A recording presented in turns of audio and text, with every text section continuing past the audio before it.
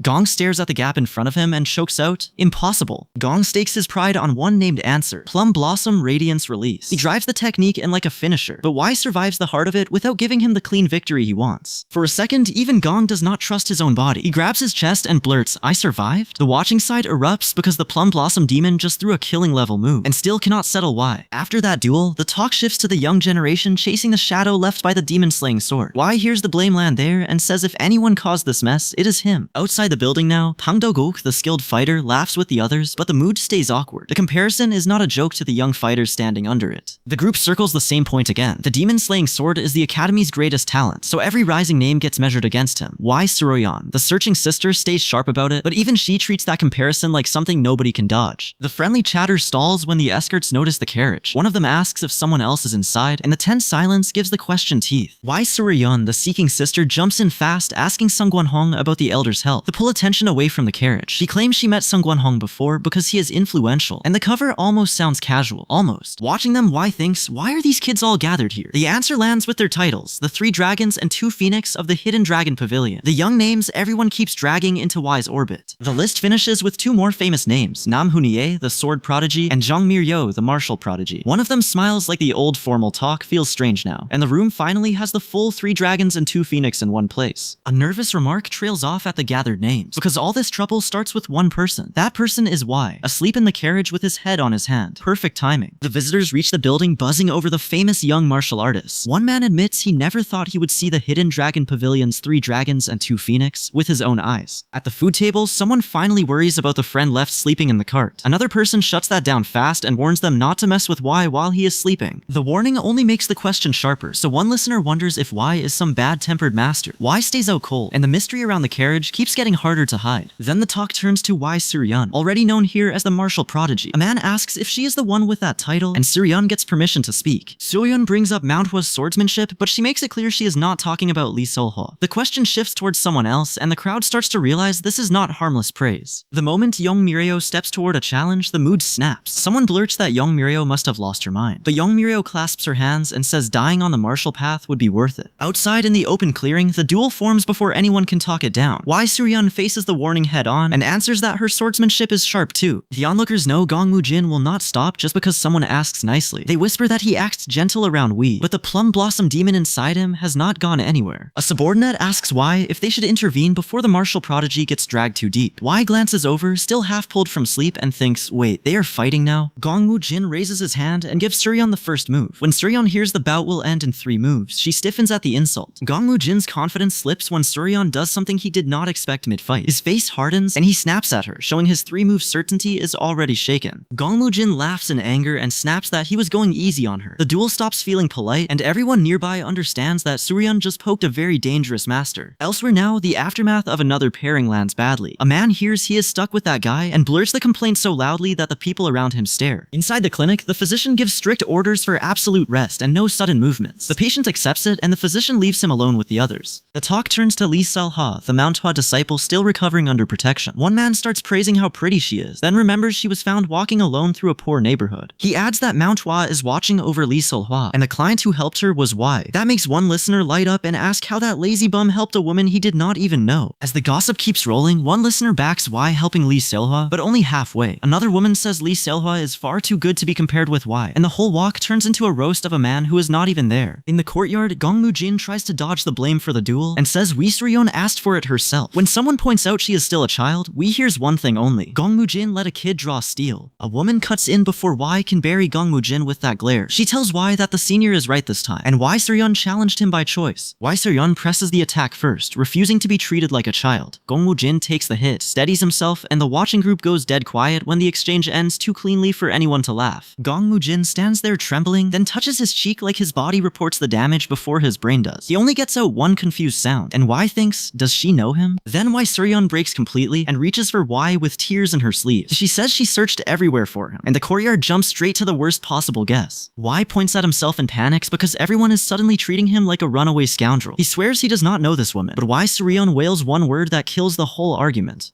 Brother. Y freezes. Wait, sister? The memory hits him in pieces. A tiny Y Suryun crying for her brother not to leave, clinging to him, and refusing to let go even when he tries to move. Back inside the tavern, Y Suryun keeps tugging Y's sleeve, still hungry for answers. Y says he met a devil, and when she asks what that means, this guy chooses food and shelter before the 3-night explanation. Outside, the onlookers finally catch up to her real identity. Y Suryun, the cold martial prodigy, melts around Y, and people realize she is also Y Sanho's sister. The whispers climb fast. One man says her strength makes sense if she comes from the same blood as Y Sanho. Then another wonders if Y is also that family's hidden brother. At the table, Y Suryun feeds Y like she is making up for 5 missing years at once. She teases him for losing weight, and one watcher quietly asks if the whole Guangdong Y clan acts like this. The clan talk spreads beyond the meal. People list Y Junghan, Y Sanho, and Y Suryun in the same breath, then predict the Guangdong Y clan name will shake the martial world soon. Y Suryun laughs that her lazy brother will not help much because he never leaves the house. Y fires back that he came all the way to Luoyang, then admits his master made him, so the next challenge already has a very tired target. That quiet meal Y wanted finally gets interrupted by the one thing he keeps dodging, people turning strength into work. Gong Woo-jin repeats his master's lesson that martial arts need real experience, so his disciples snap into guard duty the moment his power starts to move. Y Suryun grips Y's shoulder and asks why everyone is suddenly acting so tense. Gong Woo-jin sinks into meditation, pushes past the wall holding him back, and opens his eyes like the breakthrough barely disturbed him. The disciples bow first, congratulating their master for crossing the wall. Gong Woo-jin thanks thanks them, and an older martial artist says the first sword of Manhua will soon be called the first sword of the Central Plains. Gong Mujin tries to turn the praise into a challenge, asking if anyone will catch him before that title lands. The answer comes flat, time is fair, and catching him is impossible. Clean hit. At the table, Wai Suryun ignores all that title talk and feeds Wai another bite. She tells her brother the food is tasty, and our boy opens his mouth like this is the only training he respects. Later, inside the training hall, the peace breaks because Wai's name is back in circulation. Someone counts him among the rising stars, and Wai answers with one bored line, yes and? On the way through the wooden hall, Wai already knows where this is going. A challenger wants him to defend the Guangdong Wai clan's honor in a duel, and Wai's first thought is simple, a duel now? Wai refuses before the challenge can grow teeth. When the challenger presses honor, this guy says he does not care if the whole world calls him a coward, because Wai Sanho can lift the family name back up anyway. That refusal only invites louder trouble, because another challenger storms in demanding Wai's sword. Wai watches the attack come in and thinks, do I really have to stand up for this? Outside in the dusty yard, the challenger finally gives his name, Sangguan Hong, of the Sangguan line. He arrives serious, sword ready, while Wei walks away yawning before the duel even starts. Sangguan Hong warns Wei to be careful because his sword is fierce. Wei only raises a finger, tired enough to finish this fast, and the next problem is already waiting behind the duel. Sangguan Hong charges in to defend his clan pride, already worrying that Wai Sunho might come after him if he goes too soft. He expects Wai to dodge, draw, or at least look away. One breath later, Sangguan Hong is face down in the dirt. The yard goes quiet as the onlookers stare at the fallen challenger. One mourner covers his mouth and declares, that family line ends here. Wai has turned a duel into a funeral notice without leaving his lazy mood. Elsewhere, an unnamed planner trims a bonsai while an official asks about the map. The planner says wild growth turns ugly if nobody cuts it back, so the Jianghu needs pruning too. The next move against the martial world is already being shaped by hand. Back on the road, the carriage crew has to stop a bound man from dropping out of control. The attendant races over with a huge blanket, leaps into position, and pulls it taut like a sling so the fall can be caught before it turns worse. Wai lies there in the blanket and decides the lesson is obvious. Outside is dangerous. Why stand up if the blanket keeps winning? That peace does not last, because a nearby martial artist senses heavy energy coming in. Two elder masters approach, and the watchers take comfort in having experts around before the next crisis arrives. Then the warning lands. The watchers spot movement ahead, and the road turns tense before anyone even draws steel. A young Manhua swordsman sees the two elders pass overhead and stops them with a polite challenge. He confirms he belongs to Manhua, then asks for their names like proper seniors should answer. The elders stiffen at the request for their names. Then Gongshi lifts a glowing arm behind the other twin demon's back, turning a polite question into a threat. The answer comes ugly. Gongshi, the murderer called the Ghost Killer, reveals himself, and the Manhua swordsman recognizes the pair as the Ghost Blade twins. Gongshi admits the Sword Emperor's legacy dragged them here, and greed was enough for them to wipe out a village on the way. The Manhua swordsman explodes at them, calling them bastards who deserve divine punishment. Furious, the Manhua swordsman throws everything into his Blossom Sword technique. For a second, it looks like righteous anger might carry the fight. Then Gongchi sneers at the crude attack and steps through it. Gongchi overpowers the technique and drives the Manhua swordsman back in shock. Wai is still outside the fight, but now the road has two killers, a slaughtered village, and the Sword Emperor's legacy pulling them straight toward him. The joint attack fails so badly the Manhua swordsman feels his stomach drop. No scratch. He stares at Gongchi and the other Ghostblade twin, because even a surprise hit cannot push them back. The shaken fighters finally notice Wai still sitting out, and one of them snaps about why the strongest looking guy is doing nothing. Wai thinks, is sitting out a crime now? Then Gongchi needles him too, asking whether his master ever taught him what to do with monsters. Wai answers without getting up, saying his master told him to mind his own business since judges decide the law. But Baekmuhan also left him one very loose rule about swords. If your mood is foul enough, cut them down. That is all Wai needs, so the young master finally moves. The twin demons watch him rush in and decide this reckless kid needs fear beaten into him first. Wai tells Gongchi to stop talking and use that nice sword already. Gongchi grins at the challenge, insulted that a young brat dares act like he knows him. Then Wai swings at empty air. For a blink, Gongchi thinks Wei has missed completely. The watchers think the same thing, because the blade cuts nothing in front of him. Then the injury opens. Wai stands calm in the rain with his glowing sword raised and admits this is better. Gongchi should not die too fast, so the next strike draws blood first and makes him feel the damage before the end can come. Gongchi's face twists as the cut bites deep and the ghost killer screams blood into the rain. The road party freezes, the twin demons jump back, and the Mount Hoa swordsman can only stare at Wai like his brain just stalled. The other Ghostblade twin grabs Gongchi's shoulder, and both of them finally stop treating this like a feast. One of them chokes out that he understands now. Wai has their full attention. The white-haired demon demands to know what Wai is. Wai asks, does knowing change anything? Then he says he is not interested in chivalry, and he is too lazy to meddle for free. That cold answer snaps the demon's temper, so he lunges with his serpent technique and tries to swallow Wai in one brutal strike. Wai thinks, is he still calling this martial art? The attack comes down anyway. Wai spots the incoming blow and turns with his sword already moving. His blue slash reaches the demon first, grazing across his face while the clawed punch is still coming through the rain. The wounded demon refuses to drop, so he howls that that he will kill Y and charges through the rain. Y raises his sword and mutters about humans, already done listening to a killer beg for a fair fight. Y cuts into the charge with Fog Dance, and the demon's attack falls apart before it reaches him. A severed limb hits the wet ground, and the demon finally understands his body moves slower than Y's answer. Gongqi, the murderer chasing the Sword Emperor's legacy, tries to force the fight back into a duel. For a breath, his blade meets Y's, and it looks like he has found an opening. Then Y flips the whole exchange on him. Gongqi drops hard, blood in his mouth, and chokes out Y's name like the sound hurts. Gongqi stares up and stammers, but Y gives him no room to dress murder up as skill. Y thinks, is he really calling this martial arts? The wounded demon screams as Y's blade catches him again. Y looks down at him and snaps that men who only kill civilians do not get to call themselves martial artists. That insult lands deeper than the cut, and the demon's face twists with rage. He screams for Y to shut up, but Y punishes the outburst and sends him flying. Even while falling, the demon swings back, desperate to steal one last wound. Y watches the counter come in and thinks, ready yet? The demon throws everything into that final rush, calling Y a monster-like bastard as their blades collide. When the clash passes, Y is still there in silence, showing the attack has failed to shake him. Y raises his sword and answers the one word the demon kept hiding behind, martial dignity. If Gongqi wanted to die like a martial artist, Y grants that much. The demon gasps in the dark as Y steps forward and gathers the finishing strike. No speech now. Y's attack tears through him, and the demon's body cracks under the hit. With his last breath, he finally says he understands, and the rain carries Y's name toward the next report. Gongqi is gone, and the courtyard falls quiet around the people who watched Y finish him. Nobody cheers, they just stare upward, stuck between fear and relief. That same night, inside the young lord's courtyard, the hidden planner asks about the battle for the secret manual. His servant bows low and reports that the scramble is moving smoothly. The young lord wants the manual placed in the hands of the strongest fighter, so the chaos keeps cutting down the weak for him. Then the servant hesitates and brings up the same man who ruined the second and third young master's plans. The young lord narrows his eyes at one answer. The same person did it. The servant names Y, the second son of the Guangdong Y clan, and calls him an expert beyond peak level. The young lord catches on the strangest part of the report. Y is also known as the laziest man, so the room goes quiet for a second before the order lands. Leave him alone for now. Elsewhere, Y sits in a garden staring at flowers while a servant mistakes his silence for deep enlightenment. Our boy is just resting after work, and somehow that makes him look more dangerous. News of Y keeps spreading, and another fighter recognizes the name before gripping his sword. Then the trail reaches a field of bodies, and the people standing there finally understand what kind of storm passed through. A shaken cultivator calls the killer a monster, and even his companion admits the scene is hard to believe. Nearby, the exhausted swordsman walks off rubbing his back after saying it has been a while since he worked this hard. Back with Y's group, someone drops in confused and asks what happened. Everyone stays tense, so Y looks at their faces and thinks, why are they acting like I robbed them? Gongmu Jin, the martial teacher, watches Y's lazy calm and decides Murim's future looks bleak if power like that belongs to a vagrant. Then he remembers his own disciples and looks even worse. On the road again, Gongmu Jin keeps scolding Y for eating and sleeping like it is a sacred duty. Y fires back that if Gongmu Jin eats and sleeps too, there is no problem here. Y keeps chewing anyway, perfectly happy with his travel food. Gongmu Jin finally snaps that he has lived on dried meat for days, and the complaint hits harder than the lecture. When the carriage picks up speed, Y leans down and tells them to slow it for the child. The lazy young master dodges training talk, but he still notices who might get shaken around. The riders ask if Y trains at all and warn that he will waste away, while Y Suryeon, the searching sister, gets called from the side. Y thinks, train? Should he tell them dreams beat him half to death? Y Suryeon, the seeking sister, turns back and Y reacts before he can hide it. One soft word slips out of him, his mother. Meanwhile, Jang Il, the beggar's sect liaison, reaches a place that should be busy and finds it empty. He insists he has the right place, but even the commoners are gone. Jang Il's companion explains that the commoners hid while martial artists chased the secret manual. If that is true, the man they are worried about may already be caught in the hunt. Another voice tries to calm him, saying the world is too large to meet the same person so easily. But Jang Il knows one thing about Y. This guy has a talent for attracting trouble. Jang Il names Wee's problem plainly. The kid has the talent to attract misfortune. His companion agrees from the corner, saying everything Wee touches somehow turns into trouble. And even Wee hears it with a grin like, are people like that real? Elsewhere on the scorched road, Guak's son, the fast-handed runner carrying the Sword Emperor's legacy, flees with the manual crushed to his chest. He coughs blood but forces his legs forward, thinking if he stops, he dies. No pause. Guak's son's internal energy is nearly empty, and his dantian feels like it is being stabbed apart. Still, he clings to the manual because one desperate thought keeps him moving. If he keeps this book, maybe he still has a way out. Y spots the wounded runner in the forest, but Guak's son mistakes him for another thief after the manual. Half dead and furious, Guak's son staggers toward him, spits blood, and swears he will kill him. Then his body quits first. Y just stares as Guak's son collapses in front of him. The man is coughing up enough blood to be insulted by the idea that he might merely be hurt, but he still refuses to hand the manual over. Y reads the wound fast and sees Guak's son will not last long. So Y crouches beside him and tells him not to worry so much. He promises no one will take the manual from him, and Guak's son spends his final breath repeating that promise back. Then he dies. Y grimaces, drags the body aside, and makes it very clear he is not volunteering for a full funeral. world. Then he checks the book and thinks, wait, rewards really fall from the sky? He tucks the legacy of the Sword Emperor away anyway, though he would have preferred actual treasure. Back on the road with the others, the dead body turns Y's bad luck into a public problem. Y Suryeon sees the corpse and snaps that Y killed him, while Y calmly says the better first question is whether the man is dead. She asks again, and Y fires back that Gwakksun died on his own. The onlookers gather, and Y tries to turn the whole mess into a lesson about Murim Strong doing whatever they want. Bad timing. The book in his hands catches their eyes instead. One onlooker recognizes it and stammers that Y is holding the legacy of the Sword Emperor. Y thinks this dusty thing is the prize everyone is bleeding for. Before the panic can spread cleanly, Y moves first and drops the man reaching for it. The crowd learns the dead man is Gwakksun the Fast-Handed, the runner who clung to the Sword Emperor's legacy until his wounds gave out. The street goes quiet around the blood, and the onlookers now see the old book in Y's hand instead of the dead man's warning. Bad priorities, everyone. Y lifts the worn manual and all but dares the crowd to come take it. A girl in the tree snaps at the armed men for threatening a child, but the promise of the manual pulls more fighters into the street anyway. Because the book is now public, the manual hunt stops being a chase and turns into a street auction with swords. Lee Se-hoa, the Manhwa disciple still in danger, stands nearby as one fighter mutters that a huge battle is coming and guarding her will make it worse. Y ignores the swelling crowd and keeps reading, because this guy sees a bloodbath and checks the table of contents. When someone demands what he is doing, Y says he is reading the book and wonders what secret makes people die for this thing. JWA, the 9 Flashes Blade of Henan, steps up first and tries to make the greed sound organized. He suggests the strongest fighters team up and share the manual, so the weaker ones do not die for nothing, and an elder immediately likes the deal. Y sighs and keeps hold of the manual while JWA tries to yank it away. Our boy has one clear rule in this mess. If they want the book, they can take it from his hands. JWA reaches for his sword, furious that a kid talks back to him. He expects a clean intimidation play.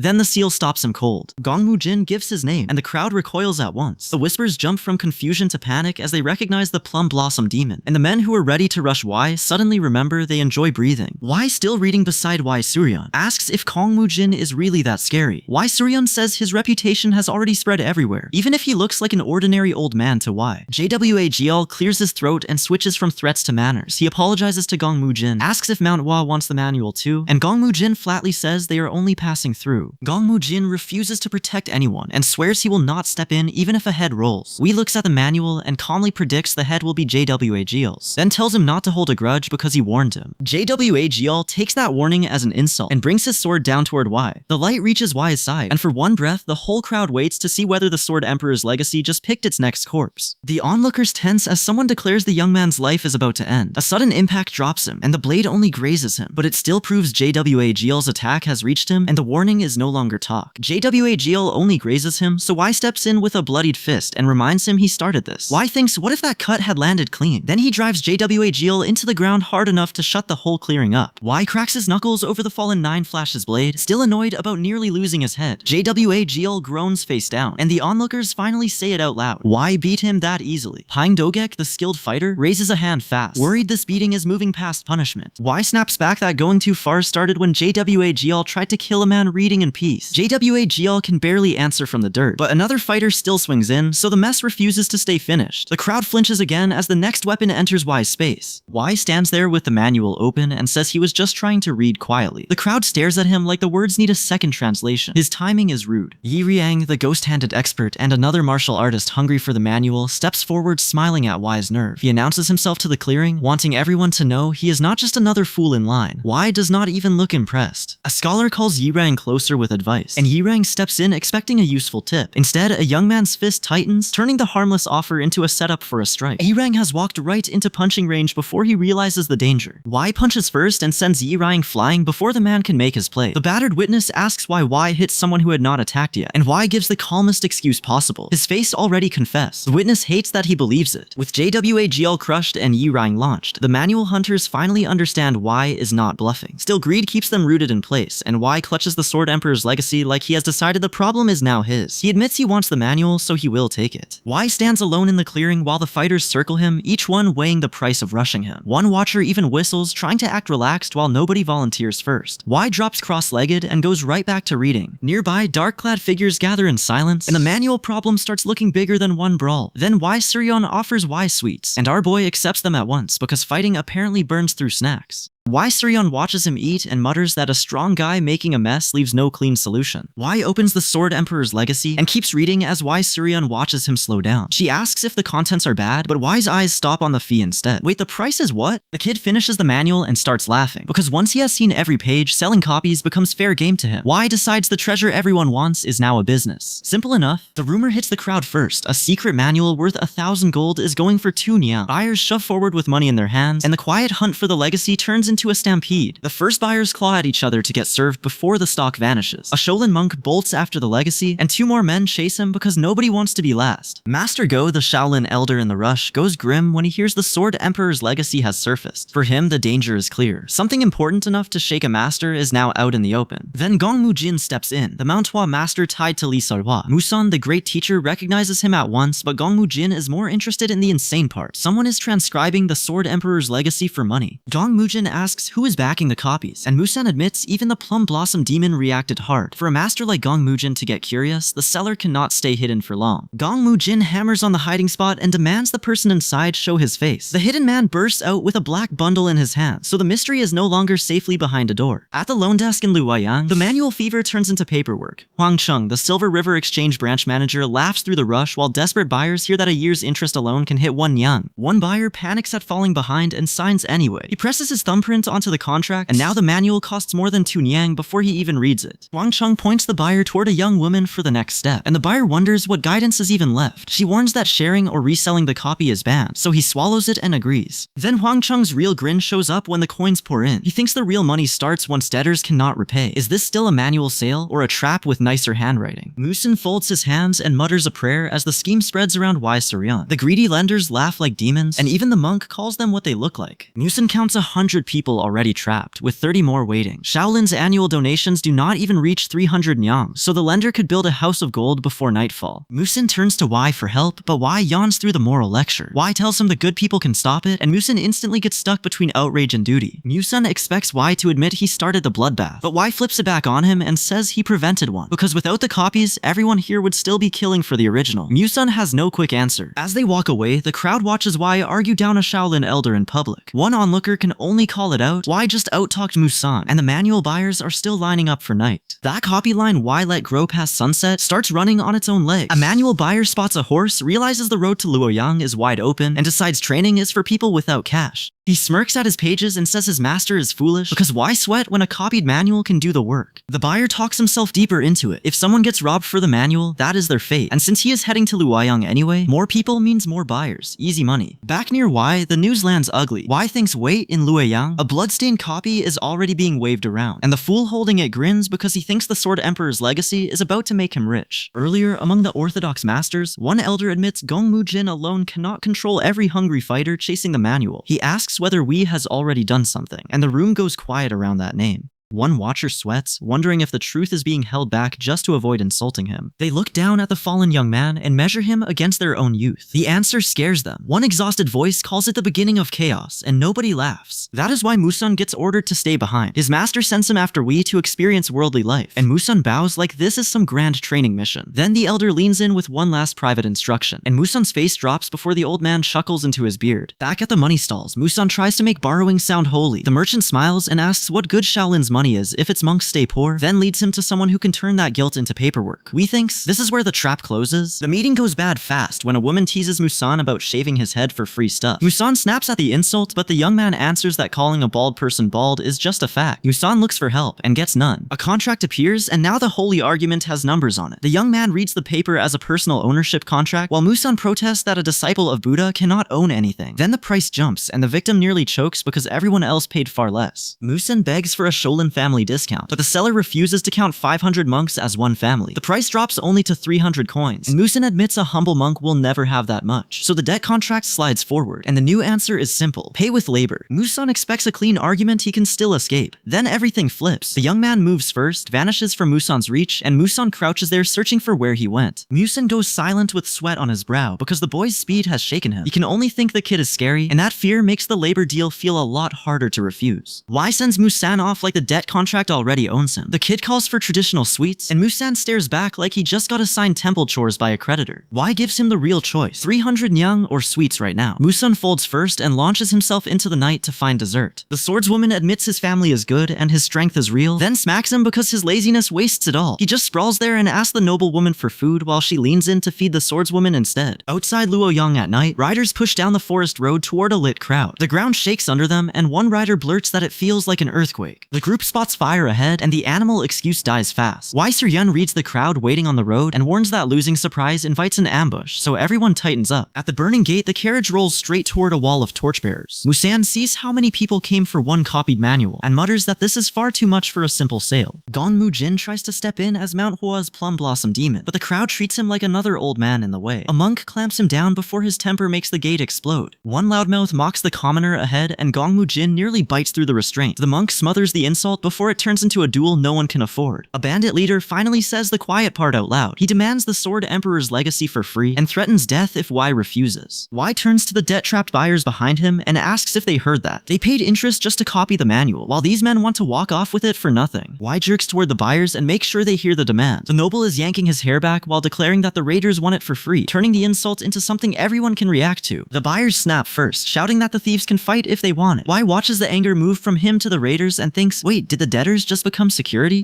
Inside Luoyang, open chaos would bring officials down on everyone, so the attackers cannot afford a drawn-out commotion. They charge anyway, and a young swordsman crouches, draws his blade, and orders the others forward. The defenders decide there is no more room for talk. Whips crack, blades come out, and Y Suryun's side braces around the manual before the first hands reach it. A robed swordsman bursts through the gate on horseback, and the front line stumbles at the sudden arrival. Someone shouts not to panic, but the manual is already pulling the whole street forward. Y darts past the cart, with half the street chasing his back. A boastful swordsman laughs like the manual is already his, but Y Suren tightens her grip and the torch-bearing mob rushes in. No one stops. A swordsman raises his glowing blade and snaps that he has eyes too, making clear he sees the hidden strike coming. His answer bursts into a flash or explosion nearby, and the surrounding fighters start asking what just hit them. The swordsman charges in hard, and the first defender takes the full hit. The blast tears through rock and drops a man in pain, proving this charge can crush anyone who stays in its path. Another fighter sweats through the shock and wonders if a human even did that. Y Suryun comes off the horse laughing, already done asking people to move. When a blocker stands in her path, she drives him out of it and storms through the gate. Behind her, the armed men stop treating this like a street grab. Something flies overhead, and the defenders look up too late. The chase jumps to the rooftops, so the manual is no longer just running through Luoyang streets. Y thinks they want the legacy free. Y Suryun spits at the thieves, and the whole mob surges after the rider carrying the manual. Hands reach for the horse, desperate to stop the escape before Luoyang officials arrive. The manual is still moving. The riders think the chase is about to end at the next crush of bodies. Then the ground erupts, and Y Suryun gets knocked down into someone's arms. She snaps at Y for talking about money in the middle of this, but this guy fires back that this is exactly when money matters. Y turns that anger on the freeloaders and hammers through them, calling them thieves for wanting the manual without paying. Nearby fighters gape, Musan's temper finally cracks, and word starts running through the crowd that young Master Y is beating buyers over debt.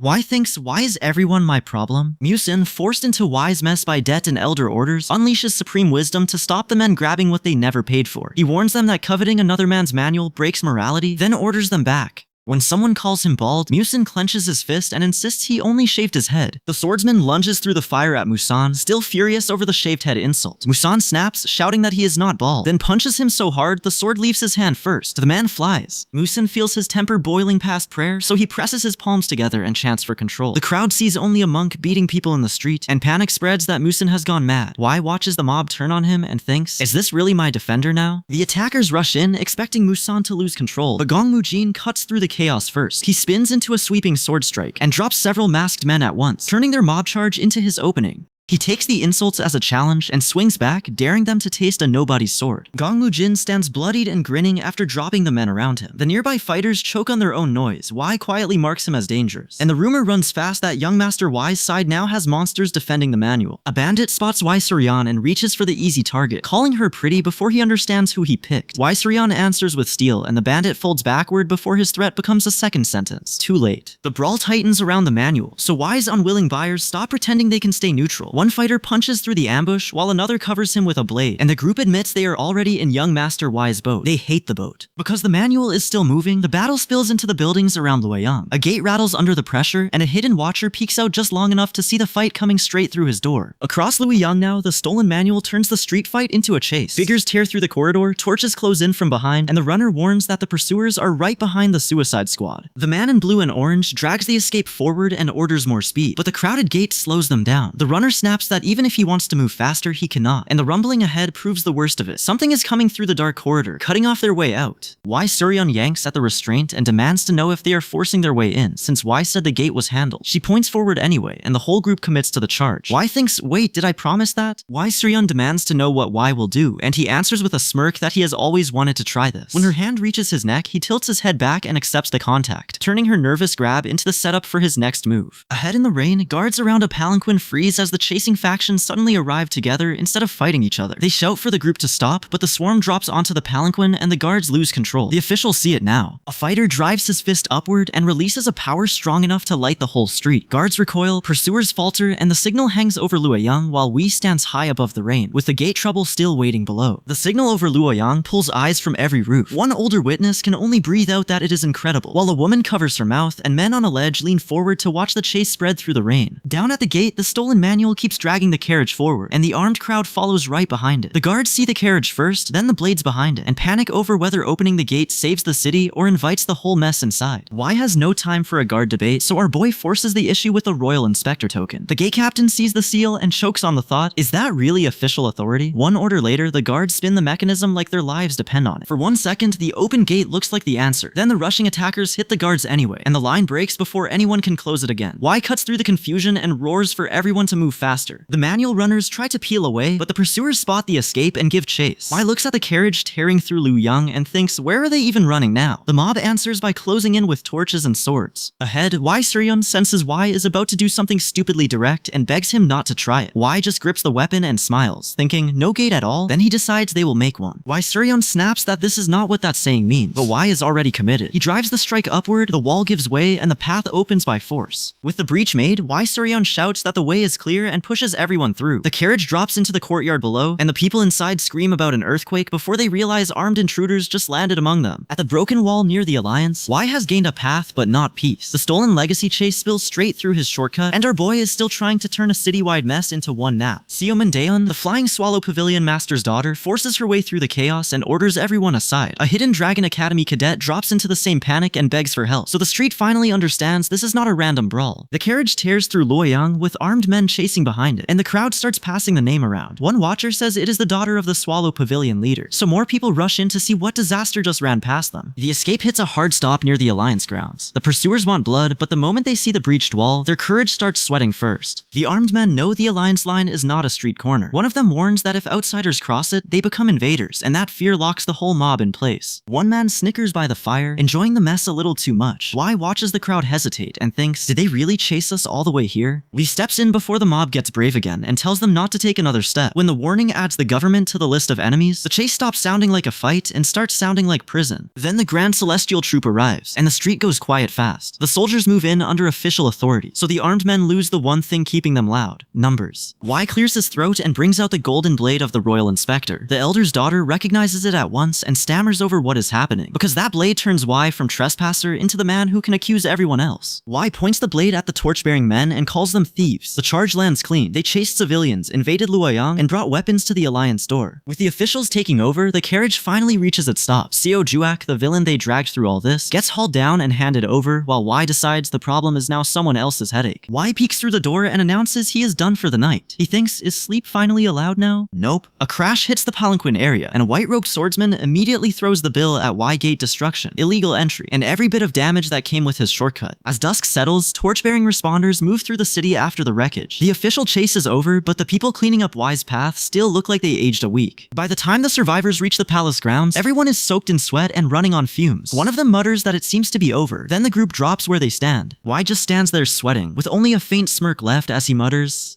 Seriously. Whatever just ended has drained him too, so his confidence now comes with visible exhaustion. At the palace grounds, the chase finally drains out of everyone, and Y is already asleep with his mouth open. Someone mutters that nothing ever ends peacefully. Y answers with a snore. At the Alliance, Jo Haeun, the strategist handling Wi's messes, sits with Gong Mujin, Iseolha's Manhwa teacher, and another elder over tea. Jo Haeun hears the report and nearly chokes on it. Wi sold the Sword Emperor's Legacy, the secret manual from the greatest master of all time. Gong Mujin confirms it, and Jo Haeun snaps hard enough to hit the furniture. We did not guard the legendary manual. He priced it. Gong Mujin repeats Wi's logic. Money is better than martial arts, and spreading the manual benefits everyone. Jo Haeun hates that the argument actually works, so he grits out that it still makes him angry. Jo Haeun stops arguing with the idea and starts hunting the source. He narrows his eyes and asks where that young man is now. Meanwhile, in Y's room, our boy hears a knock and lazily tells the visitor to come in. A maid brings his meal, and Y wakes up faster for food than he did for armed pursuit. The maid sits right beside him on the bed, food between them, and Y freezes a little. He thinks, wait, why is she sitting here? The maid blushes and offers him a bite, so Y decides one small bite cannot possibly become a problem. Famous last bite. A servant bursts in, finds Y awake, and orders him to follow immediately. Y and the maid keep eating, and the servant just stands there while the chewing does all the talking. Then Y notices steel coming out and asks why a sword is being drawn. The furious attendant screams that Y is shameless and dives at him before breakfast even ends. A stern middle-aged man closes his eyes in tense disapproval, and his silent judgment shows this chaos is being taken seriously. At the Alliance's military strategy hall, an official brings Y before Jo Haeun. The elder with the fan invites them in, and the small breakfast problem turns into a formal meeting. Y walks in casual, while the man beside him sweats through the tension. When that man hesitates, Y pokes him, and the poor guy yelps before being told to show respect. Jo Haeun keeps the meeting moving and offers tea. The young master sits down, but his face already says he trusts none of this. Jo Haeun reads Wi's expression right away and calls out the disrespect directly. The polite tea table welcome turns tense because the elder is now forcing Wi to answer whether he respects him at all. Musan, already in the room, takes the silence in the worst possible direction and asks if Y is jealous of his appearance. Then he warns that the more handsome and trustworthy a man looks, the more careful everyone should be. Jo Hyun cuts off the vanity tour and drags the table back to business. Wi sips his tea and says he wanted to discuss that matter too. That lands badly. A young woman gasps, so Y's calm agreement turns the business talk into a shock instead of a routine discussion. Outside the meeting, the Silver River Exchange's Luo Yang branch starts working the crowd with loan offers. A representative announces the amount with a straight face. Only 3 gold Yang. The 3 gold loan offer hits the Luo Yang crowd badly. One man snaps that the Silver River Exchange has no shame, and another mutters that he knew this was a scam. Then 2 paid customers push forward with their proof in hand. The crowd recognizes Simwoo, the famed piercer who came to buy access, and the officials confirm his payment on the spot. Simwoo and the other buyer get sent straight to the ground to copy the Sword Emperor's legacy. No table, just paper knees and 3 gold Yang doing a lot of work. Before the copy business can settle, Song Mui, a Wudong Taoist, storms in and orders everyone to stop. The crowd stiffens because nobody even sensed him arrive. Song Mu challenges the whole setup, so the officials raise their authority first. They declare the copying is backed by the Orthodox Murim Alliance, then correct it harder as alliance business. Song Mui's face says he still hates every bit of this. The bearded official waves the complaint away and orders the item brought over. Servants carry the covered couch into the courtyard like evidence in a trial. Once it is set down, the whole argument has a center everyone can point at. Y lounges there and calmly asks Song Mu if he just came out of isolated training. Song Mu jerks up, and the courtyard hears the insult before anyone admits it is won. News spreads fast after that. An attendant whispers that Shaolin already paid 300 gold Nine for the treasure, and the sect rivalry catches fire. A buyer starts copying right there while the crowd watches. Then more people surge in, shouting that they will pay too. And the Sword Emperor's legacy turns into a public line outside the alliance. Inside, Y lies flat with a book on his chest and wonders, how strong was my master? The memory hits him so hard that even this guy stops looking sleepy for a breath. Elsewhere on the road to Luoyang, another group carries their bundles and worries that we should have arrived already. They choose Luoyang at once because waiting has stopped feeling safe. One of them points at the 2 guides and warns that if Y is not there this time, they will pay for it. An older man grips a younger man's shoulder and gives the only peaceful advice he has left: stay home. Then a letter adds worse fuel. The physician tied to Divine Hand Manor hears that young Master Y was with a woman and squeezes the messenger's shoulder hard enough for him to regret speaking. The physician turns the rumor into a medical excuse and declares that if people are hurt, a physician has to be there. Her attendant laughs and gives way because the physician is already leaving in her head. Gong Mujin sets his eyes on Luoyang too and says he is coming for Wi. Wi Suryun, the searching sister, hears the same woman rumor, touches her cheek and immediately starts measuring the damage. Y Junghan, the Sword of Justice and Y's father, grumbles that the brat is probably lazing around in some corner. Back at the Alliance, Jo-hyun smiles and confirms the next problem. Yes, Y is being dragged toward teaching. Back at the Alliance, Y asks if Jo-hyun's deal really makes him teach other people. Jo-hyun confirms it, so Y thinks May teach? This old man has finally lost it. He argues that he is too young, too lazy, and fully unqualified. But Jo-hyun wants those exact strange experiences passed on. Y warns Jo Hyun that he will regret forcing this, then tries to dodge the leash another way. If he cannot refuse the job, can he at least escape the old man's orders? Nope, our boy folds onto the table and decides his new plan is simple. Make the Martial Hall fire him. Elsewhere in the Alliance Hall, the Alliance leader hears the report about Y's age and power, and even he has to ask twice. Gongwoo Jin's testimony carries weight, but the claim still sounds wrong, so Jo Hyun stops softening it and says he will be honest. Y felt farther away than anyone Jo Hyun had faced. In Jo Hyun's memory, Wei's fight tears the ground apart, and the report lands harder than the damage. The Alliance chief jolts at one line. Wei may already be above the immortal swordsman. He blurts that the kid must have eaten a whole field of celestial ginseng, and nobody laughs. The Alliance chief's pride wakes up, and he asks how a talent that young compares to him. Jo Hyun prepares for a careful answer, but the room explodes first. One hit sends him over the table, and Jo Hyun throws up a guard before choking out that the attacker is the Alliance chief himself. The Alliance chief presses again, wanting Jo Hyun to say he stands above Wei. Jo Hyun refuses the trap and says he does not dare compare, so the Alliance chief laughs even harder and calls Wei remarkable. When another elder asks why he is so pleased, the answer comes clean: Wei keeps his business. But he now belongs to the training hall as an instructor. At the Martial Hall appointment, Y's new instructor title immediately comes under doubt. An elder points out that Y Yun-ho looks barely older than the cadets and graduated only recently, so putting him over them may be hard to accept. Down at the Martial Hall, the cadet realizes the test did not fail him out. He sweats through the answer before it lands, while Moyoung Donghak grabs his hand and cheerfully welcomes him as a fellow survivor. Then both cadets notice the real danger waiting above them: the bed. They quietly agree not to warn the others, because if they suffered through Y's class, everyone else can join the club. Elsewhere in the compound, Y drags himself through the courtyard like work has physically wounded him. The young master mutters that he does not want to do this, and honestly his feet agree. At sunset over the Alliance, Y looks out and thinks the Nasen bloodbath is finally settled. Jangwoo is peaceful for the first time in a while, so Musan starts to thank the one person who helped make that possible. Suok Muncho, the training hall head instructor, arrives before Musan can finish. Musan asks if the Martial Hall is alright, then asks the dangerous question: is Y giving the cadets some groundbreaking training? Sekmunche says the problem is exactly why he came. He asks Musan to see it himself, and the answer is waiting on the training ground. At the Martial Hall training ground, the cadets are not training. They laugh, gamble with coins, and treat class like a holiday market, while Y's instructor post quietly catches fire. Y wakes up on the ground and blinks at the noise. Wait, did class start without him, or did everyone just agree to ignore it? Musan reaches for hot water, ready to tear into him, but the sight of Y sleeping on duty breaks his aim. He pours it on himself instead. Bad morning. Y points at the scalding water and asks if Musan plans to open a hot water shop. Musan's hands shake harder, and he demands to know why Y promised the best education just to sleep in the middle of the training ground. Musan snaps that once-in-a-generation geniuses can grow by instinct, but ordinary cadets need a guide. He slams the table and says he never asked Y to deepen each person's special martial art, only to build a basic idea of martial arts. Y shifts in his seat and dodges the glare. Was that not a real class question? He admits he only asked because he wanted Musan's respected opinion as a strategist. Then Y ends class on his own and walks off, asking for his meal to be sent to his quarters. Musan is left alone in the hall, trembling, because Y has simply abandoned the lesson instead of fixing it. Later at the training ground, Y settles onto a bench and munches while a cheerful companion enjoys the break beside him. The calm lasts about 3 bites. A cadet launches into a serious technique, hands set and body locked in. Everyone expects a proper attack, the kind that finally forces Y to teach. Then the target changes. The cadet's diamond indestructible body technique comes roaring toward the bench, and Y barely treats it as an interruption. One heartbeat later, the great movement skill everyone fears is used to bring sweet rice cakes to his hands. The watching cadets freeze first, stunned that a top-tier technique just became snack delivery. Musan reads the waste of skill and goes silent, while one furious cadet grits his teeth and decides he has to say something. EOM, a training hall cadet, finally snaps because Y has been avoiding real class for days. The others march with him, furious that Y will neither teach them nor let them transfer out. A senior voice cuts them off, but EOM is too far gone to swallow it. He points straight at Y and demands a proper lesson or a refund, right here. Y flinches at the word refund, then touches his face like he is doing serious math. Y thinks, wait, they want class badly enough to threaten my money? The cadets think they have cornered the laziest instructor alive, but Y twists their demand around. If a class is happening, he wants to receive the lesson instead of teaching it. One cadet steps in to make Y pay for that smug answer. Since Y agreed to class, the cadet attacks first, and Y answers with the smallest effort possible. Y turns the training ground into target practice and launches a rock at a cadet. The students gasp that he just threw a rock at one of them, while EOM realizes this is not laziness anymore. It is training with poor manners. The cadets try to fight back with proper martial forms, desperate to prove this is not just bullying with stones. Y shuts the attack down, sends the fighter crashing, and the whole group rushes toward the fallen cadet. The fallen cadet stays down, and the watching students finally understand why the earlier class went quiet. One mutters that Y is messing with them, but his face says he is starting to believe the method works. Another cadet keeps quoting his master's advice, and the bald senior crouches nearby like his patience has physical limits. Y thinks, do they want basics, or do they want to survive basics? The next exchange ends with another student gasping and hitting the ground. More cadets run in, but the lesson has already spread through the yard. Ask Y for class, and class arrives fast. Later in Luoyang, We greets an old contact like nothing strange happened, and casually asks if he can withdraw. The man hears that and knows We is trying to slip out before the mess gets an official stamp. Elsewhere in Luoyang, an official panics when a report says Y has entered the city. The report gets worse. After Y's visit, a masked figure has joined the inspectorate's side. The servant adds that someone is demanding compensation if the inspector token is real. Then the official hears the claim involves the gate meant to block foreign enemies, and his anger jumps straight to Mun Yuan, the Go Master. The official slams his hand to his sword and orders Mun Yuan brought in at once. We only wanted out of a teaching job, but the inspectorate trouble is already moving toward the Alliance gates. For now, We is losing the one thing he keeps fighting for, a quiet life. In Luoyang at night, the inspectorate official storms through the compound and snaps that he does not care if it is the third watch. Mun Yuan is getting dragged in now. The official fumes that some brat used his secret inspection token to shout that the inspector had arrived. If he leaves that alone, he says, the brat will wreck everything under the inspectorate name. So he orders his palanquin ready before dawn and aims straight for his majesty. The token scandal has climbed from a complaint to the throne rooms. Back at the Martial Hall training ground, the cadets learn why Y's lessons have people begging for mercy. One man gets launched, screams on the way down, and hits the ground hard enough to break it. The cadets stare at the damage and think, a stone did that? The fallen men groan in the cracked yard, and everyone quietly decides no normal person should ever stand in front of that training. Y crouches in the rubble and asks everyone to come closer. The cadets think, closer to what, the hospital? Then Y lifts the stone and says it helps, since that is all he knows. A cadet asks if Y went through the same brutal training. The answer is yes, so the cadet immediately asks how long, because regret has finally arrived with both feet. The lesson turns ugly fast. A blade comes in, Y finishes his demonstration, and an attacker charges with a straight-up death threat. The attacker expects the strike to end it. Y barely moves, and the body flies instead, screaming as the counter sends him across the yard. One heartbeat, total flip. One cadet grimaces when the trick finally clicks. The tuition fee was called a gift because the cadets paid to be dragged into this training, and the poor kid understands the trap a little too late. Inside the Martial Hall office, Jo Hyun, the Alliance strategist handling Wee's disasters, gets handed a letter. A stack follows it, and the report is simple. Class cancellation requests and a petition. Jo Hyun locks up at the sight of the papers. He asks if Wee is still doing nothing, but the steward says the cadets asked for training, so Wee has started teaching them. Jo Hyun asks what Y said, and the answer lands worse than the petition. Y grumbled that kids these days are weak, then blocked class changes unless he stamps them himself for 1 gold nyang. The room goes tense as someone asks if there is any way to stop him. Jo Hyun clenches his hand, then smiles at the word strategist, because now he wants a counter move. Before Jo Hyun can move, a messenger rushes in with news from the main gate. Jo Hyun tries to send him away, but the messenger says it concerns an order Jo Hyun gave, so he forces the words out. The report hits Jo Hyun in the face. He erupts so hard the papers scatter and the messenger gets blown back across the room. Jo Hyun sweats through his anger and admits the main gate is about to become a mess. That means Wee's training problem is no longer staying inside the classroom. Outside in the Alliance courtyard, Wai Sur-yun, the searching sister, walks in with the old swordsman of the clan. When someone asks, Yunho is, Wai's absence becomes the group's immediate concern. At the Alliance gate, Wai Jung-han, the Sword of Justice, looks over the tents crowding the courtyard and asks why the place looks half occupied. Then he admits to Song-ah, Wai's mother, that he has committed a mortal sin, and Wai Sur-yun immediately asks what happened. Wai Jung-han tries to fix the delay with old fame, so he tightens his belt and announces the prestige of the Sword of Justice. A moment later, he sits there sweating after the guards make him follow visitation procedure like everyone else. Old prestige meets paperwork. The gate commotion reaches inside, and Sir Jo Hyun comes charging out while screaming Wee Jung-han's name. Wee Jung-han tears up, because this proves Jo Hyun really did come running the moment he heard him, turning the delayed visit into an instant confrontation. Jo Hyun lunges at Wai Jung-han in the name of Murim Justice and the Alliance, vowing to grind himself down if that is what it takes. The bald man answers by punching the white-haired elder in the head, so the reunion at the gate immediately breaks into violence. Meanwhile, Wai moves through the chaos as the report reaches him. The Sword Emperor's secret manual is being sold right in front of the Justice Alliance. Wai thinks, wait, here of all places? So this guy follows the trail before the manual business turns into a public disaster. Elsewhere, a blue-lit figure stamps the ground so hard a shockwave tears through the garden. Petals and energy whirl around a bush, and a robed figure rises screaming, meaning the hidden person has been exposed by force. The kneeling son congratulates his father, but the father brushes off the recent failures and orders their scattered followers to raise the banner of myriad swords. The son rushes to obey, then pauses because the order is not finished. The father gives the real command, eliminate Y. The son bows low and accepts it, so Y's name now sits at the center of a moving assassination order. Back at the Alliance, the warning turns into an immediate fight as a strike lands and the robed man reels from the hit. The danger is already in front of them now, and a masked figure lunges through an explosive burst of energy. Why Soryeon, the seeking sister, and the others rush forward as someone is sent flying behind them, and the courtyard burns with the aftermath. One witness can only stare and ask if this is reality, while the family storm keeps pushing toward Y's father and the elders inside. Inside the alliance entrance, Sanga, Y's mother, listens while Sanho snaps that she is taking someone else's side. Jo-hyun grips his collar and demands what the senior strategist is even talking about, but the answer hits fast. His second son has been causing trouble again. The old anger spills over, and Jo-hyun lunges at Musan, shouting that he has not changed at all. With too many eyes on them, Musan, the great teacher, warns him to stop making a public mess, so Jo-hyun coughs and pushes everyone inside. As they climb in, Suryeon says their father's name at least got them through the door without delay. Sanho tries to call that comforting, and she shuts him down right away. Deeper inside the training grounds, the martial hall mess turns dangerous fast. A blast rips through the complex, a masked attacker comes in with a glowing blade, and a student is hit so hard he crashes down, wondering how he is not dead. The student sprints across the yard, trying to dodge the next projectile, but the force still catches him. He flips backward through the air, yelping that a thrown rock should not hit hard enough to launch him like this. The student finally drops to his knees, barely surviving the throw, and Y leans back with a lazy smirk. Musan notes that the kid actually dodged better than before, while Sanho's face says he is filing a complaint with the whole universe. Small progress, ugly method. Stung by the praise and the taunt, the student jumps up yelling that it was not a clean dodge, then bites his tongue mid-rant. Y tells him to either dodge properly or block it, and the next hit sends him flying again while he screams for his mother. Then another trainee faces a huge fist coming straight down. Everyone expects him to dodge because that is the only sane answer. Instead, Y thinks, why dodge if taking it teaches faster? The hit lands clean, and the trainee eats the blow with a painful groan. An onlooker blurts that he took it on purpose, while the attacker snaps that if his circumstances are settled, he should have avoided it. That shout pulls the family wound wide open. Sanho breaks down, apologizing for leaving his brother behind in the rain, and even the children nearby stare because the so-called demon is crying too. At the edge of the yard, Suryeon spots Wee and calls out his name. Sanga sees her missing son at last, reaches for him, and Wee rushes straight into her arms. The reunion turns into scolding before Y can breathe. Sanga hits him while crying over 5 years with no proper contact, and when he yelps for her to choose between joy and violence, Suryeon smacks him for raising his voice at their mother. Sanga grabs Y's face and compares him to Sanho, and Y takes the hit harder than the scolding. He thinks he was always the ugly squid standing beside his perfect brother. Family reunions in this clan come with bruises. Around the martial hall, the students start whispering the second they recognize Sanho. If the demon-slaying sword is here, then Instructor Y's family has dragged the whole Y clan mess right into public view. Inside Jo-hyun's room, the strategist sits with tea and tries to breathe through the disaster. He wants Wee sent straight back to the Guangdong Wee clan, but his hand crushes the cup before his mouth can finish the thought. Jo-hyun forces himself to be honest. Kicking out Wee would feel wonderful, but throwing away that much power would be stupid, so the strategist keeps him and gets another stomachache for the trouble. Then the alliance leader, the organization head, walks in cheerful as ever, and Jo-hyun nearly jumps out of his skin. The leader says Jo-hyun is busy, so he came himself to hear how one instructor caused a stress illness. Back with Y Jung-han opens the father-son reunion by scolding first and asking questions never. We protest that his father does not even know what he did wrong, then instantly regrets having a mouth. Y tries to switch the topic and asks why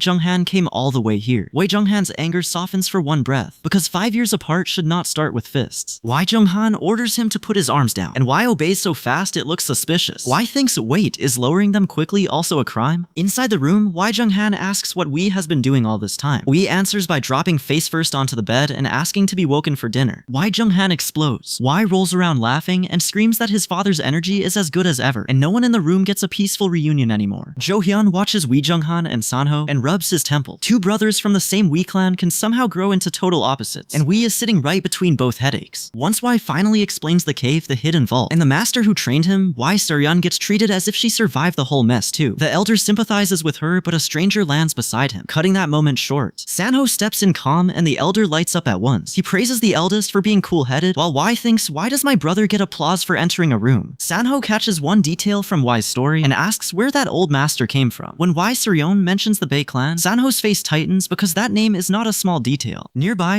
Jung-han stares at Sanho doting on Y and wonders when his cold-blooded eldest turned this soft. Then Sanho hugs Y and praises him, and Jung-han can only grind his teeth over how loved this troublesome son is. Wee Jung-han keeps glaring at the room, but the elder is the one who breaks first. Watching everyone fuss over Wee, he tears up and mutters that he wants to be loved too. Before that jealousy can get any sadder, a servant calls through the door for great hero Y. The whole room stiffens when the announcement lands. The alliance leader has arrived. The alliance chief does not exactly enter quietly. He drops in with enough force to throw the crowd back, and everyone shouts his title at once. The alliance chief greets Wee Jung-han like an old acquaintance and immediately points out how worn down he looks. Wee Jung-han laughs it off, but his face says the last few days have not been kind. Then the Alliance leader studies Y and notices the kid looks nothing like his father. Y touches his chin and asks if the Alliance leader actually knows him. Y Junghan bows and apologizes for raising him poorly, but the Alliance leader says Johan has been talking about Y non-stop. Y closes his eyes and answers with his true self. He is just a lazybones who likes blankets. The Alliance chief smiles and says the Jenghu always comes back to strength. To make the point, he crushes the vessel in his hand and the room gets very quiet. As the group moves together, the white-streaked man suddenly grabs the woman in front of everyone. Her companions react in shock because his bold touch turns the walk into a public show of intimidation. The Alliance chief accepts the drink and praises the etiquette before taking it down. Y reads the whole exchange and thinks, is this old man testing everyone for fun? Then the pressure turns toward Y himself. Y steps forward with enough force that the others feel it at once, and someone blurts out that the pressure is incredible. The Alliance chief wants a match, but Y gives the cleanest answer possible. Y says he does not want to, and the room fires back with one stunned noise. The Alliance chief demands to know if Y understands who he is. Y calmly says he knows he is the Alliance chief, and that still does not make him want to fight. Y Jonghan tries to stop this before it becomes family disaster number 2, saying Y is still young, but the Alliance leader shuts that down and says Y can compete with him, while Y sweats and denies the whole thing. Y Jonghan does not let his son wriggle out. He orders Y to look him in the eyes and answer straight, so Y finally folds and agrees to do it. The Alliance chief bursts into laughter and calls it an enjoyable night. Y fumes inside, thinking, a duel at night? This guy just wanted a workout. Once Y is trapped, his face hardens. If they are forcing a match on him, he swears he will give the Alliance leader a proper one. That decision drags everyone to the secret training ground, a place meant to keep outsiders away. The Alliance chief admires it, but Y hears that and quietly scoffs that he could enter whenever he wanted. At the secret training ground, Sanho watches the empty floor and thinks Y mastered martial arts at 20. A monster of talent even the Zhangmu would struggle to explain. Then the old sting hits him. Why that lazy younger brother and not the older one? Sanho catches Y Junghan's stare and stiffens because it feels exactly like the look their father gives when discipline falls short. Nearby, Musan, the great teacher, starts apologizing so hard that everyone turns, saying Y Junghan must have suffered badly in his head. Bad timing, old man. The air around the training ground snaps, so the watching group stops treating this like a friendly night stroll. A fighter rushes in, the first exchange tears across the floor, and the calm smiles vanish from the sidelines. Y Suryun reads the danger first and tells everyone to step back farther. Jo Haeun orders Y and Sanho to protect the others, so the audience retreats before the spar even starts properly. Y Suryun watches the Alliance leader and wonders if even Y can match him, expecting the leader to hold back against a rising star. Y hears that and thinks, hold back? Against him? If the Alliance leader makes that mistake, this match ends ugly. The Alliance chief faces Y and asks if his martial arts came from the Sword Emperor's legacy. Y does not bother dressing it up, and the leader stretches like a man, finally finding a real opponent after too many polite lessons. Y needles him about all those students begging for instruction, asking if it is hard to fight kids who look breakable. The Alliance chief admits the decent fighters dodge him to save face, so he spends his life giving careful lessons instead of real matches. Then the leader steps in happy because Y looks strong enough to take his fists. Y raises his guard and thinks, can this guy actually go full force? The answer arrives fast. The masked fighter swings the curved blade in close, but the white-haired fighter reads it and slips away. He answers barehanded, proving the weapon is not enough to control the exchange. The watchers gasp that Y is exactly like the rumors, then someone corrects it. He is beyond them. Y Suryun goes quiet, and that silence travels farther than shouting ever could inside the Alliance. The Alliance chief studies Y's sword and finds it too free to fit any neat school. Y presses him from odd angles, and the leader's doubt hardens into a real question. Is this even swordsmanship? The leader stops testing and drives in with killing level force, because going easy on Y is no longer an option. Y meets him head on. The floor breaks under their footwork, and both men finally understand this is not a lesson anymore. Y bursts in at high speed, but the Alliance leader tracks him and catches the blow on his sword. The blade starts to crack under the pressure, so the exchange turns into a direct test of whose weapon can endure. Y drops in from above, trying to break through with an airborne strike. The Alliance chief deflects it, so the attack fails to end the duel, and both fighters stay locked in the fight. Back in the secret training ground, Y has already lost the one thing he wanted most, a quiet exit. The Alliance chief laughs at the kid and dives back in, so the whole yard erupts before Musan and Jo Hyun can even step forward. The Alliance chief realizes Y is not fighting like a junior anymore, and his taunt turns sharp. Y braces under the pressure and thinks, can I still call this loosening up? Then he cuts back hard enough to make the watching experts go still. The Alliance chief grins when Y lowers his center of gravity, praising the stance before turning the exchange into a direct test. The masked fighter launches his attack as Y charges in wrapped in blue sword energy. So this is no longer teasing. Y has to prove he can take the strike head on. Y lifts his fist for the follow-up, and the warning comes too late. One observer shouts for the leader. The Alliance leader grits his teeth and he throws himself back into the fight instead of backing down. That is not a friendly warm-up. Someone mutters the old title, the Mad Sovereign Beneath 10,000 Blades. Y catches the meaning and thinks, right, he recognizes that? The ground caves under the next answer, and even the named elders stop treating this as a spar. The Alliance chief meets Y's descending force with a guard strong enough to hold for a breath. It does not stay clean. Y drives through through the opening, and the watching line finally panics when someone screams Y's name. The Alliance Chief surges again, smiling like the fight has finally become worth his blood. He reaches for Heavenly King's Heavenly Rain, and the name alone tightens every face around the yard. He hears it coming and thinks, is he really using that here? The Alliance Chief roars and throws the punch meant to end the exchange. The Force tears straight toward Y, but her boy only turns his head as it closes in. Too calm. That Heavenly King's Heavenly Rain finally reaches Y, and the kid looks at it like the timing annoys him more than the danger. Y thinks in this situation, then he changes his read mid-breath and moves first. The Alliance Chief's eye flashes violet as he dives with both blades, committing everything to the strike. But lightning cracks behind him and a shocked scream cuts through the air, making it clear the exchange has suddenly turned dangerous for him. Y answers with enough pressure that the whole training ground goes quiet before anyone can cheer. One witness screams, Musan's smile widens, and Y lifts his sword like he is checking the result with everyone else. The dust clears and the Alliance leader lies on the ground with a weak smile. He admits he lost, and Y Junghan can only stare at his son and mutter that getting stronger is good, sure, but this is a lot. Still inside the secret training ground, the Alliance leader rises from the wrecked yard and laughs at himself for growing too soft in peace. He remembers the rumors about Y, the nameless style his master left him, and the strange freedom in that sword. What even is that stance? The Alliance Chief does not want to end this fight with a sour face, so he calls it there. Y agrees at once, very happy to stop before victory turns into more work. With the spar over, the Alliance leader turns solemn and tells Y he is a pillar who will help lead the world. Then he adds the part Y hates. Heroes do not get to dodge the responsibility that follows them. Musan envies Y Junghan for having a son like Y, and someone even jokes that Y can be taken along. The Alliance Chief, still in a great mood, drags the group toward drinks before anyone can make the mood heavier. Later, on a balcony above the snowy courtyard, Musan cannot let go of the radiance Y showed. He asks whether there is any reason to push the matter now, but the Alliance leader tells him to leave Y alone for the moment. Musan still wants one answer, so he asks the Alliance Chief to confirm what Y really is. The Alliance Chief only smirks and dodges, because even he does not know whether to call Y a dragon or something still growing into one. Back with Y, Musan's patience snaps the second he sees our boy lying around again. Musan barks at him and Y answers that he simply does not drink water. That answer does not help him. Musan demands to know what Y plans to do with his future. When Musan throws family duty at him, Y finally stops deflecting and admits the point with one flat answer. That is true. At the family meeting, Y Junghan calls Y a true lazybones and says if he studied with that same stubborn focus, he would have passed the imperial exam. Sung-ah, Y's mother, hears the next part and blinks because the lazy son also has ridiculous martial skill. When someone praises Y as responsible and kind-hearted, Y Junghan suddenly changes lanes and wants to set a date. Sung-ah asks what date he means, and everyone else has to drag the conversation back before marriage talk eats the room. Jo Hyun steps in for Sanho and says Wee's feelings are one thing, but his work in the Janghu is already too big to ignore. He lists it cleanly. The Inspectorate head, the Songsu clan, the demonic cult, and the Ghostblade twins all trace back to Wee. The room goes quiet as Sanho's warning lands on the adults. If Y keeps saving people while pretending he wants nothing, dragging him out of the alliance becomes a real political problem. Then one schemer grins and says an incident has appeared that even Y cannot dodge. Terrible news for a man whose life plan is naps. Back in Y's room, our boy sits up from bed and cracks his neck, annoyed that sleep somehow did not count as rest. He mutters that this is already too much. Then the door opens, and Y spots a tray of food coming in. Wait, food first? A full meal lands in front of him, warm and careful, and the room finally stops feeling like another summons. For once, Y gets served instead of drafted. Lee Sanhua, the Manhua disciple Wee once helped, bows and greets him as her benefactor. Wee freezes because he expected breakfast, not a debt of gratitude. Y asks what brings Lee Salhua here, and she says she came along with his family by chance. That only makes this guy more awkward, so he scratches his head and laughs that she did not need to go that far. Lee Salhua answers seriously that a lifetime would not repay him for opening a new path for her. Wee tries to laugh it off, but his face says he is not built for this much sincerity. Lee Salhua gently tells him to eat before the food gets cold. Wee finally has the one thing he asked life for, a quiet meal. Then Lee Salhua leans close, flustered but smiling, and Wee loses the thread for a second. He looks at her and thinks she really is pretty. Y opens his mouth, caught between thanks and panic, so he chooses the safest path and focuses on the meal. No speech, just eating. Lee Salhua notices he is forcing it and asks if he is really fine. Wee points at the food and insists he is eating well, like the meal itself can defend him. At the doorway, Sung-ah tells Y to eat properly, and the peaceful meal gets crowded by family concern again. So much for quiet. Nearby, Y Suryeon, the searching sister, stiffens in front of Musan with the seriousness of someone about to cause trouble. She drops to her knees and announces that his disciple has something to say. Y Suryeon, the seeking sister, apologizes, then asks Musan for money. Musan can only repeat the word back at her, because this request arrives with the weight of a sect crisis and the budget of a shopping list. As someone reaches toward her shoulder, the room tries to calm Y Suran down before the money problem grows legs. Y meanwhile bites into a bun and grimaces because it has already gone cold. Then Wee reads the next notice and stops on the title, The World Sparring Tournament. He stares at it and thinks, why does even the name sound like work? Musan sits nearby as two robed figures approach, and someone dryly calls the tournament's name Grand. The meeting is already drawing in more more people, so this alliance matter is not staying small. Pang Doggo, the Hubei family fighter who knows how ugly faction politics gets, says the alliance cannot treat every young warrior like Wai San Ho. They were caught off guard before, but now Pang sees a cleaner play. Drag Y into the alliance and let the public call their strongest headache one of their own. That idea catches the room off balance, and one elder even notices the planner smiling. Getting Y out of bed is the real first hurdle. Good luck with that one. At the Y household, Sang-ah, Y's mother, gets the only weapon that works on this family, guilt. Y drops to his knees, clings to her robe, and begs until she makes him repeat that he understands her perfectly. Y raises both fists and promises he will protect Y Suryeon no matter who tries touching her. Wait, is this how they recruit him now? Sang-ah asks if he will go with them, and this guy agrees before pride can save him. Sang-ah rewards him with a head pat and calls him a good son. Then she walks off saying they will talk again at dinner, and Y stands there groaning because the family meeting somehow survived the family meeting. Later, under the trees at the alliance leader gives the gathered warriors a grand send-off. Sang Guanhong steps in and asks to skip the formalities because everyone already knows the speech, so another warrior smacks him back into manners. Sang Guanhong complains about getting hit, but the alliance leader is still thinking about his spar with Wee. He mutters that he should have landed a proper hit, then drops the ceremony and tells them to go do well. Y asks what happens if more than 10 people join, still trying to find a hole in the rules. Uson warns him not to forget the point, but our boy just yawns and picks his nose, so the elder nearly loses his patience on the spot. Musin grips Y's shoulder and asks for his strength until they reach Mount Hoa. Y says not to worry, but nearby Sang Guanhong reads the room coldly. With Y around, winning will be hard, and the elders already took the bait. Jo Hyun reminds Wee that this also falls under the training hall, so he has to go. Wee looks at his carriage and thinks, hold on, if he cannot ride a horse, who handles the business? Y solves the carriage problem by dumping his business onto Jo Hyun, using the banner that names the senior strategist as manager as his excuse. Then he waves, leaps away from the carriage, and leaves Jo Hyun stuck with the work. The scarred man notices Jo Hyun looking sick and asks if something hurts. Jo Hyun clutches his stomach and calls it a slight ache, while Wee looks up at the sky and moans that he really does not want to go. So the lazy retirement lives for another day. Barely, but Manhwa is waiting, and Wee is already being dragged